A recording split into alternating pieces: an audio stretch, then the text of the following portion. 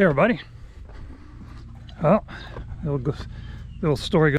If you don't do anything, you won't break anything. Well, so we had a little rain this morning, so we won't be cutting today either. Hopefully maybe tomorrow.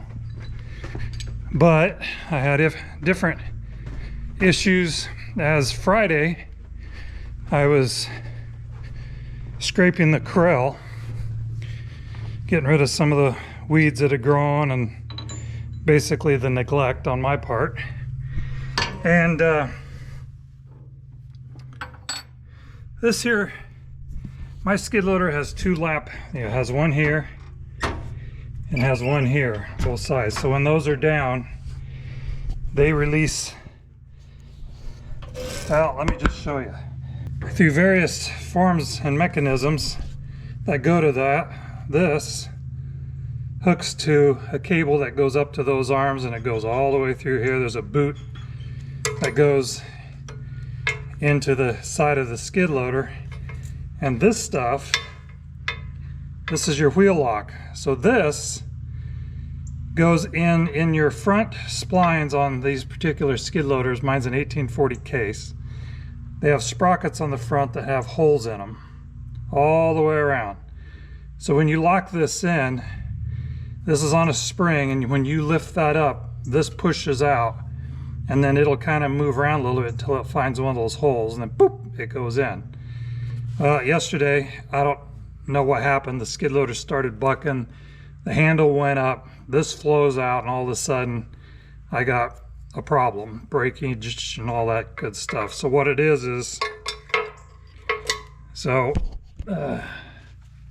this is a good one. See how the boot sits there?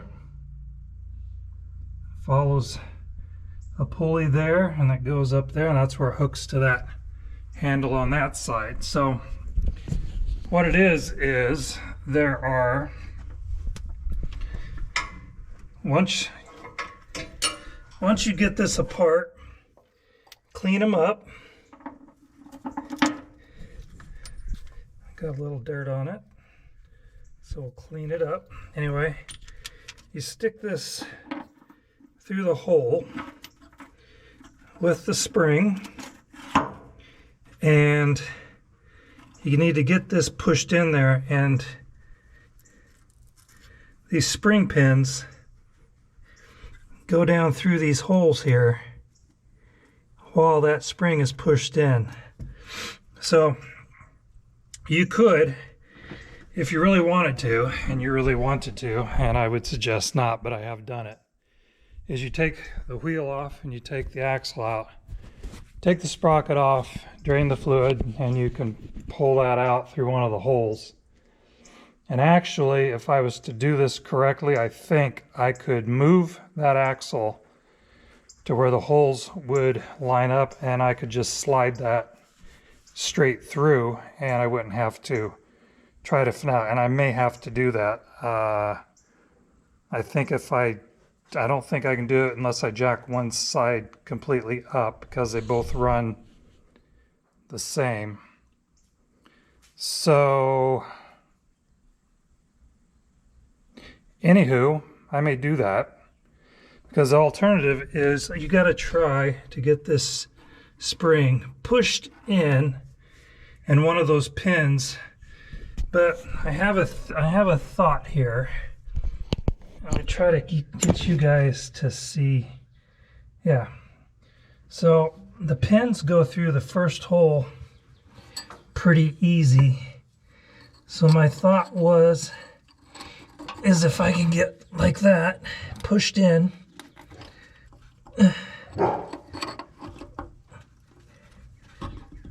you can get the pins in like so.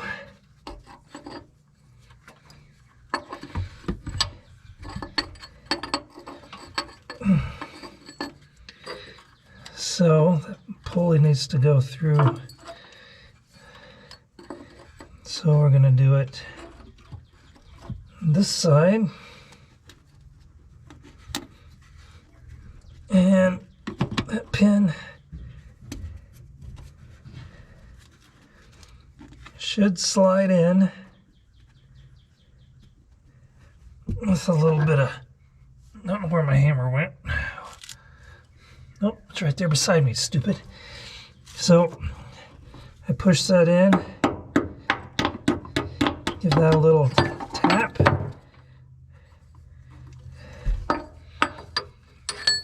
So what happens is those springs ride against those pins.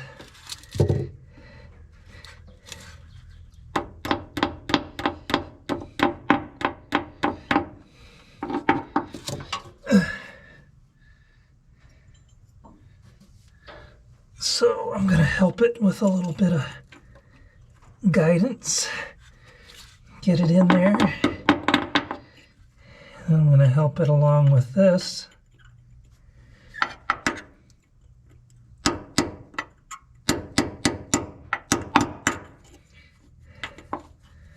Oops. Gotta get it in the hole. Don't want it on the spring, which it is now. Oh, there we go. So we need to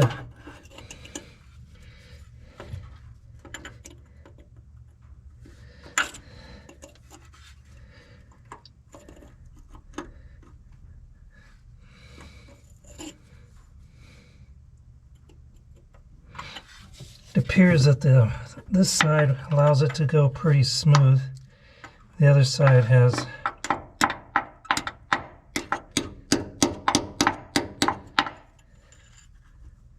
some gripping.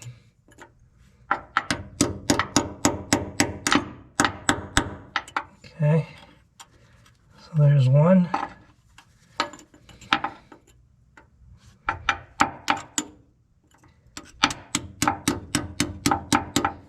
And there's two. So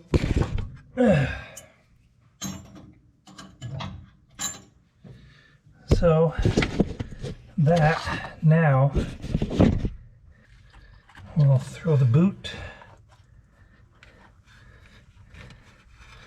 over that. Somewhere along the line, there's my clamp. I missed my clamp. So put the big clamp on that, and all that is a dust, because there is fluid in there. If you were to, and then I'm going to hook this to it. It's the spring first. I'm going to go through there like that. I think you can see that. And now we're going to try to force this into the hole by pulling on the spring. I haven't done it. I've never done it this way. It'll be worth something to see if that works better. So, and it does. I can just see it right there. So we will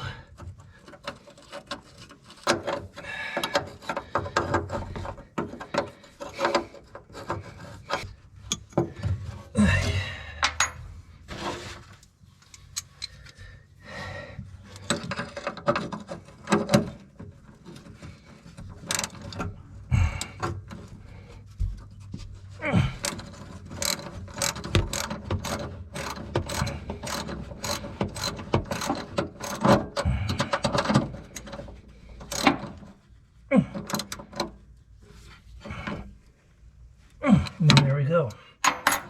So now this should pull down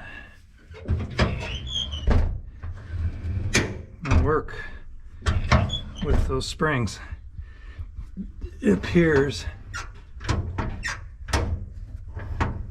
that I need a little bit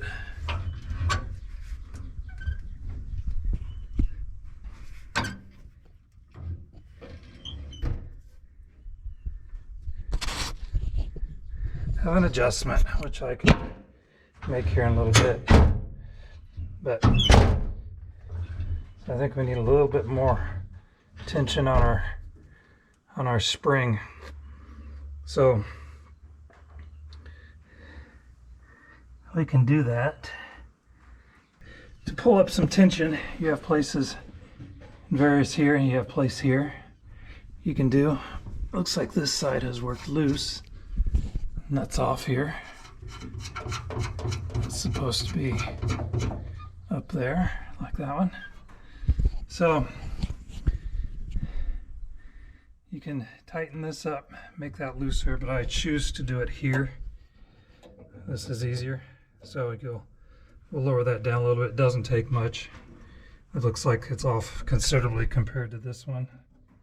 So anyway, that's how you put one of those pins in a 1840 skid loader, and it helps with your braking and stuff. So I'll have to adjust it to the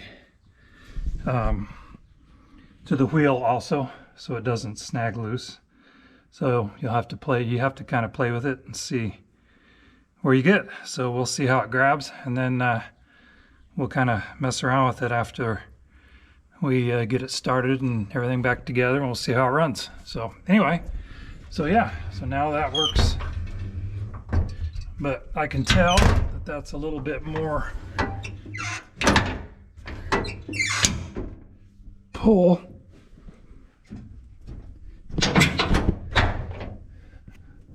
So anyway, we will put the clamps back on that, and we'll be good to go. Probably put a little oil on the pulley down there too, even though it's plastic. We'll put a little stuff on it to lubricate it. So anyway, there you go, guys. That's how you put a brake pin back in a skid loader deal. I would guess the other ones have them too, various ways. The newer one's probably more electronic, but this is the 90s version of this. So anyway, we'll talk to you later. Thanks, bye.